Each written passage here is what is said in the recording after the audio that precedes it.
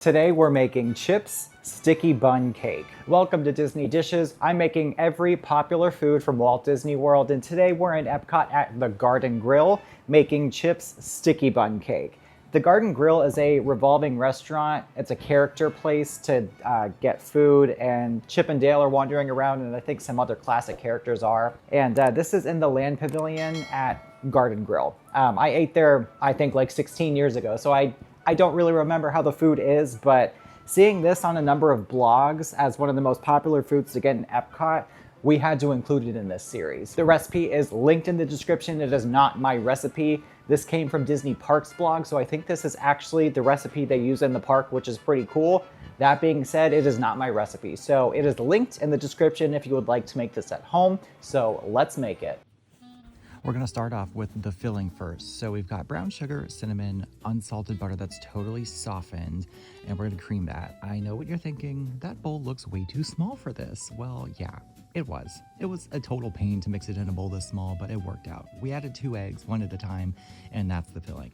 Now for the dough, we're gonna activate some yeast in some warm milk, about 100 degrees. You don't want it to be too hot because it'll kill the yeast, but if it's cold milk, the yeast won't activate all the way. So we're gonna let that sit for about 5 minutes or until foamy. Then we're gonna add softened butter, granulated sugar, salt, along with bread flour. We've got cinnamon, and we're also adding eggs all at once to a stand mixer. I know this looks strange for a dough, but I am just following the recipe, and it said to just add everything at once. So I used the paddle attachment first, and then added the activated yeast mixture and switched to the dough hook, and the dough actually came together really nicely. It kneaded for about 5 minutes, and it was smooth and it didn't stick to the sides of the bowl, although it still feels like a somewhat tacky dough. So we're gonna let that rise until doubled at room temp in a greased bowl, which the recipe says takes 10 minutes, but this took like 45 to an hour.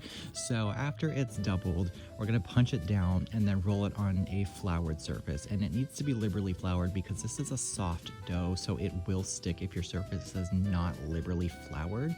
So just keep that in mind. We're gonna roll it out until it's a rough rectangle shape. And then we're going to spread the filling all over, going all the way to the edges. Now, since this filling has eggs in it, if you make it in advance, keep it in the fridge, but make sure you soften it for about a half hour at room temp before you spread it, just so it's easier to work with. And once it's spread all over the dough, we're gonna roll this up, and then this is where this got really messy. So this recipe wants you to cut it into rolls about 1 inch each, and then cut each roll into quarters, but this is such a soft dough, so it was difficult to cut. Plus, the filling to dough ratio seemed a little off. This was a lot of filling, so cutting each roll into quarters was just an absolute mess. It still worked, but it was very, very messy. So going forward, if you want to make this and use the actual recipe, maybe use a touch less filling. So we're going to put this in a 9-inch cake pan, greased, lined with parchment, greased again. The recipe said you could use either a 9x13 or a 9-inch cake pan, which are 2 completely different size pans. So I went with the cake pan just to get a thicker layer here. So after all the pieces are in, it's kind of like monkey bread. I'm gonna let it rise until doubled, and then we're gonna bake it. This took about 45 minutes in the oven after it was proofed to bake all the way through since it's very thick, but I love how it kind of baked over the edges, got really golden brown, super puffy.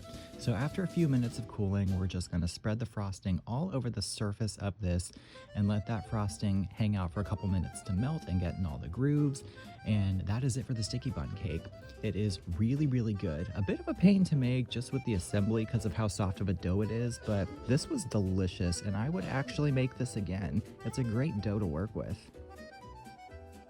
I love how this is essentially a giant cinnamon roll just broken up and baked into a cake. Now, obviously, the recipe has a little weirdness in it in terms of measurements and time. This took like 45 minutes to bake, but that's because I did a very thick 9-inch cake pan rather than a 9x13, which the recipe does say you could use one or the other. Those are 2 vastly different sized pans, so which one is it? If you do the 9-inch pan, just note the bake time will be longer. Also, in terms of cake yeast, I've never used it. Active dry yeast, the equivalent of what the recipe says, is just 1 packet of active dry yeast, or 2 1/4 teaspoons. But other than that, fairly simple, straightforward, and of course it's delicious. It's literally just a cinnamon roll in cake form.